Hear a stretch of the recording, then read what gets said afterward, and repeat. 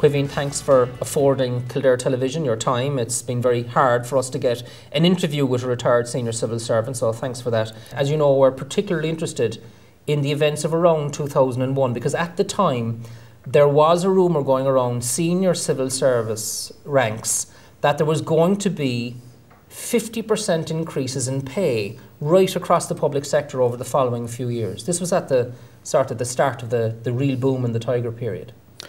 Well, Eddie, first of all, can I thank you very much for having me on? It's my pleasure to be here. That's not strictly true, you know. We certainly didn't intend that pay would increase by that sort of level. So 50% was wrong then? No, 50% is about accurate, but our intention was that it wouldn't appear that way. See, a lot of this we put through allowances, expenses, sick leave. Sick leave particularly is useful in that regard because one can increase one's holiday allowance by anything up to 16 days, and did for those who took advantage of it, which is approximately 2/3 of the staff of the public service. So 2/3 of civil servants take 16 sick days, which are really holidays, and then you had allowances and pension uplifts, presume, but when you added it all together it was about, so 50% was right? Approximately. But okay, I can understand the grand plan, I can see that happening, but surely then you were challenging politicians, because after all, they're supposed to be running the country. Oh, come on, Eddie, you don't really think that we allow the politicians to run anything, do you? We certainly allow them to imagine that they do. But in answer to your question, what we did here is we linked the pay of politicians to the senior grade of the civil service, even higher for ministers, plus unvouched expenses. And in the meantime, the public service union chiefs were, how do I put this delicately, persuaded. But how did you persuade them? In public sector, union chiefs aren't in the pay of the public sector. They're not your employees. Well, that's strictly true. We managed to persuade them, for example, to permit themselves to be placed on various boards of semi-state bodies, quangos of various sorts. And in that way, we were able to have some modicum of control over the situation. And that allowed us then to create a common interest in dealing with the problem of pay. Okay, so you mean self-interest. So I can see that that there was a coming together of interests through this process. But surely then you were going to face an enormous gap opening up between private sector pay and public sector pay, and the private sector would see through it. See through it?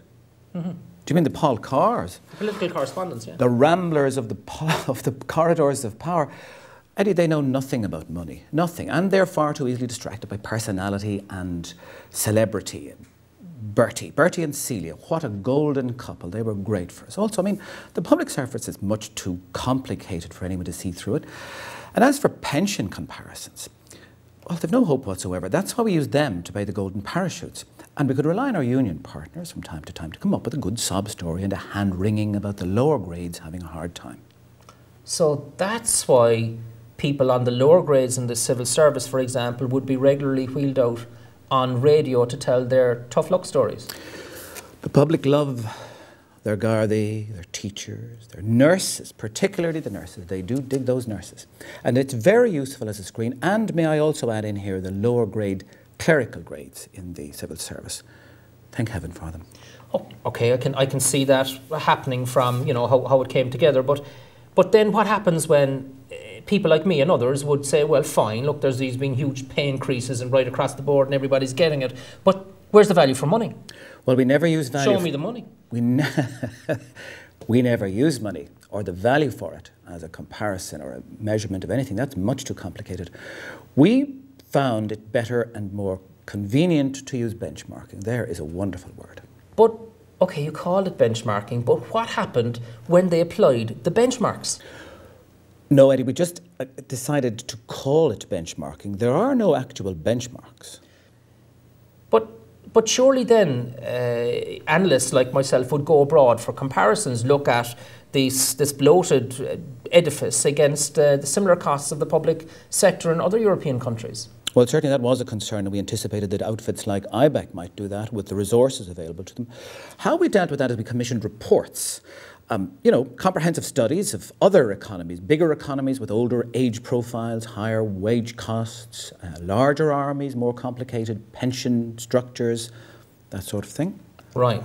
So because the mean age of the Irish population was 32 and the mean age of Europe was somewhere between 42 and 44, they would have higher health costs as a percentage of the economy, higher military costs, and of course much higher pensions. Mm-hmm.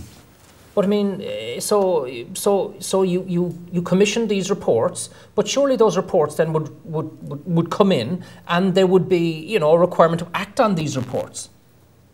Oh, no, we commission the reports, Eddie. We don't actually act on them. But what's the difference between a commissioned report and an acted upon report? Well, I'm sorry, I don't recognise the latter term. A report commissioned in this way takes a very long time, rather like a tribunal, to reach a conclusion. By the time the conclusion is reached and the report on the desk of the relevant minister, we find that the circumstances have changed, very often considerably, and it's necessary to commission a new report in the light of the new and changed and altered circumstances. And so it goes. Okay, so let me get this right. You concealed the pay increases by using allowances and holidays, sick leave. You brought in the public sector union chiefs by persuading them of the benefit of linking their own pay and pensions to upper grades in the civil service, upon which the politicians and ministers were also based.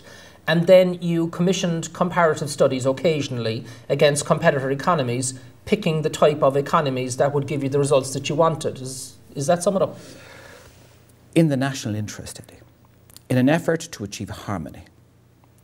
You mean they'd be harmony paid for with bribes?